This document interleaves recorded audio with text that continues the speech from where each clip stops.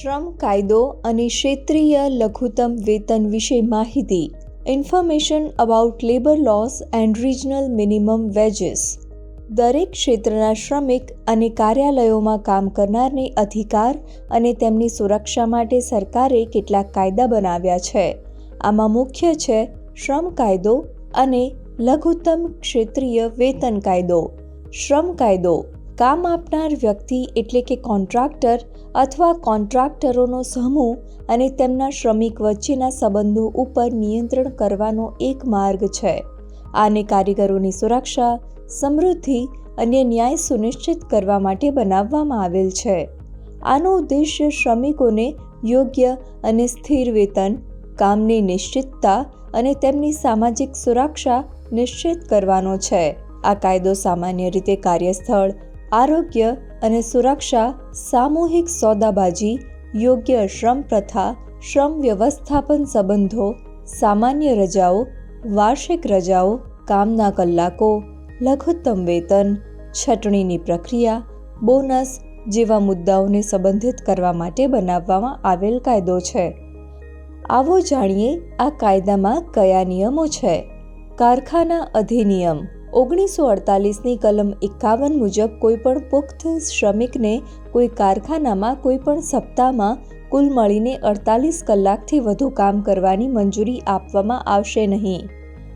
કામના કલાકોમાં કરેલ ફેરફાર. કારખાના અધિનિયમ 1948ની કલમ 54 અને કલમ 51ની જોગવાઈ અંતર્ગત કોઈપણ પુખ્ત શ્રમિકને કોઈપણ દિવસે 9 કલાકથી વધુ સમય સુધી કાર્યસ્થળે કામ કરવાની આવશ્યકતા નહીં હોય. જો પ્રતિ દિવસ 8 કલાક કામ કરી રહ્યા છે તો 8 કલાક ગુણ્યા 6 દિવસ બરાબર 48 કલાક. જો પ્રતિ દિવસ 9 કલાક કામ કરી રહ્યા છે તો 9 કલાક ગુણ્યા 5 દિવસ અને 3 કલાક બરાબર 48 કલાક. લઘુત્તમ વેતન અધિનિયમ એટલે કે ધ મિનિમમ વેજીસ એક્ટ. તેનો ઉદ્દેશ્ય લઘુત્તમ વેતનને નિર્ધારિત કરવાનો છે, જેથી કોઈપણ શ્રમિક પોતાના કામના બદલામાં યોગ્ય અને ન્યાયપૂર્ણ ધોરણો ઉપર માનવ અધિકારો પ્રાપ્ત કરવા માટેનો હકદાર હોય. આને આપણે આ ફોટોના માધ્યમથી સમજીએ. જેમ કે દિલ્હી NCRમાં 4 રાજ્યોના કેટલાક જિલ્લાઓ આવે છે અને દરેક રાજ્યનું લઘુત્તમ વેતન અલગ અલગ હોય છે અને લઘુત્તમ વેતનને 3 શ્રેણીમાં વહેંચવામાં આવ્યું છે: સ્કિલ્ડ, સેમી સ્કિલ્ડ, અનસ્કિલ્ડ.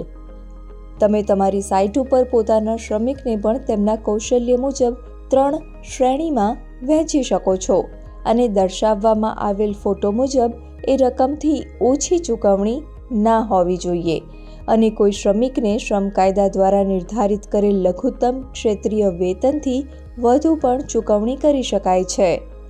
આશા છે તમને દર્શાવવામાં આવેલ ફોટો મુજબ સ્પષ્ટ થઈ ગયું હશે કે તમે તમારા વર્કર્સને લઘુત્તમ વેતનથી ઓછું પેમેન્ટ નહીં કરો અને તમારા કાર્યસ્થળે શ્રમ કાયદાના નિયમોનું પાલન કરતા રહેશો.